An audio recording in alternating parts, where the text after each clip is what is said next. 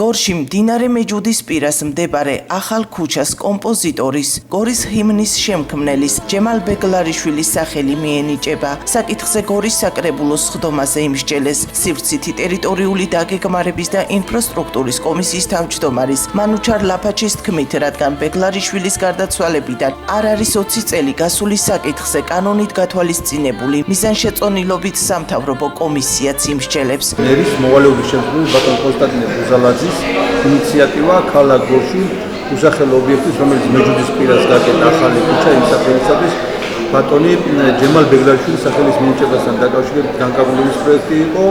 აღნიშნულ საკითხთან დაკავშირებითაც მიზანშეწონილობა რადგან არ არის ბატონი ჯემალის გარდაცვალებიდან 20 წელი გასული, კანონით გათვალისწინებული მიზანშეწონილობას ვადგენთ საკრებულოს და შემდეგ ვაგზავნით სამთავრობო კომისიაზე. კომისიურადაც დადებითი დასკვნა იქნა მიღებული და საკრებულოს თქმულზეც ერთხელ იქნა გადააკეთეს შეფასებული აღწერა. სპორტსმენის კობა კურტანიძის სახელი მიენიჭება გორის მუნიციპალიტეტის სოფელ რიეჩი ერთ-ერთ ქუჩას. საკითხზე ასევე საკრებულოს სხდომაზე იმსჯელეს. ერთ-ერთი იყო გორის მუნიციპალიტეტის სოფელ რიეჩი გამოჩენილი სპორტსმენის სახელოვანი კაცის კობა კურტანიძის სახელის მინიჭების თაობაზე. აღნიშნული საკითხის ინიციატორი გახდით მე, ჩვენი მონამორჩილი.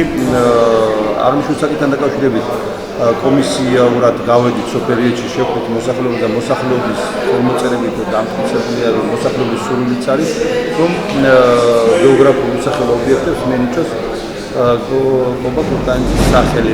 რადგან კობა კურტანიძის გარდაცვალებიდან არ არის 20 წელი გასული, საკრებულოს მიზანშეწონილად მიაჩნია, რომ აღნიშნული საკითხის სამთავრობო კომისია საკრებულოს ხომის გავლით გადაეცეს და სამთავრობო კომისია ჩამოგულა დასკვნა აღნიშნულ საკითხთან დაკავშირებით. დადებითი დასკვნა ჩამოსულა. საკრებულოს გადაწყვეტილების შემდეგ ორივე საკითხი სამთავრობო კომისიაზე გაიგზავნა.